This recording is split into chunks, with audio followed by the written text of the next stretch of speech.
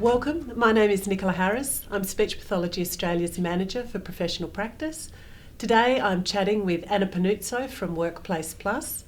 Anna is the Director of WorkPlacePLUS and they provide free initial advice for Speech Pathology Australia members about a whole array of HR issues including pay, awards and contracts.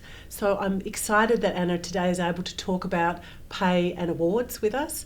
And so welcome, Anna. Thank you, Nicola. It's a pleasure. Today, the first question I have for you is that I know that pay is an important topic for all speech pathologists, and can you outline the award that covers speech pathologists in Australia and tell us a little bit about how you work through that award as you get more experience? Yes, I will. Firstly, thank you for the opportunity today. All speech pathologist staff are categorised as allied health professionals, so we have an award which is called the Health Professional Support Services Award 2010. Mm-hmm. That's the applicable award for speech pathologists.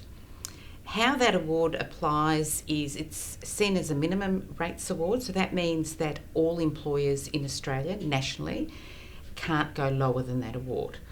So it's a minimum rates award, and what that award establishes is the relevant classification and the relevant pay rate.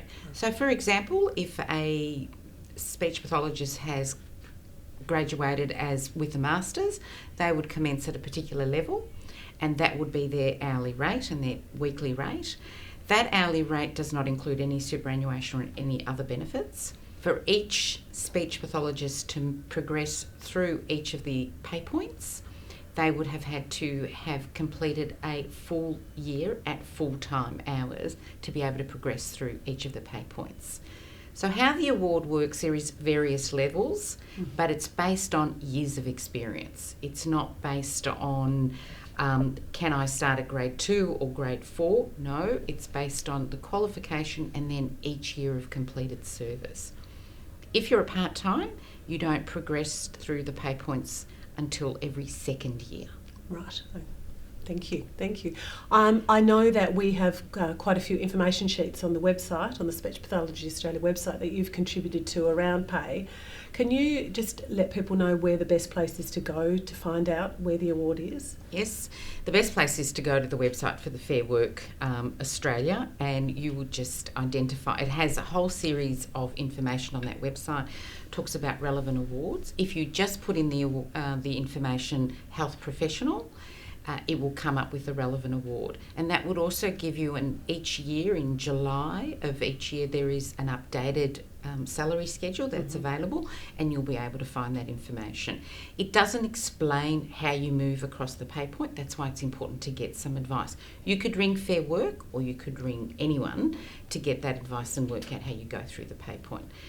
At WPP, WorkPlacePLUS, we call that classification, a classifying process. Great. And I think it's probably good to remind people that as part of, if you are a Speech Pathology Australia member, they can call you if they want to know some information about how they progress through the award process. Yes, they can. And things too. That's not a problem. Fantastic. So there are some workplaces, say for instance hospital settings, that pay above the award. Can you explain why that happens in some circumstances? Yeah. So the award covers all employers, and generally the private practices would, from my experience so far with speech pathologists, they generally apply the award more than anyone else.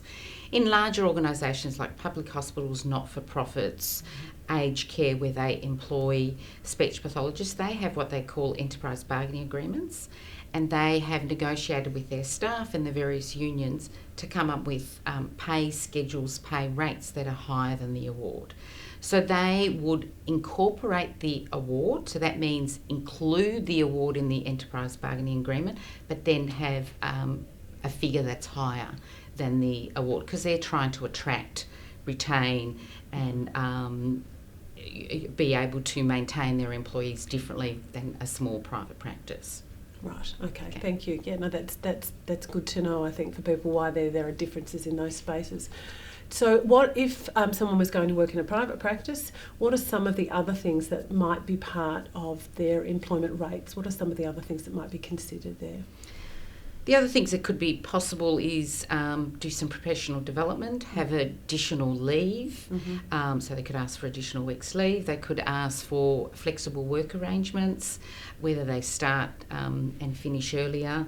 They could have some school holiday time off. So there's all different opportunities to negotiate with the employer if you want.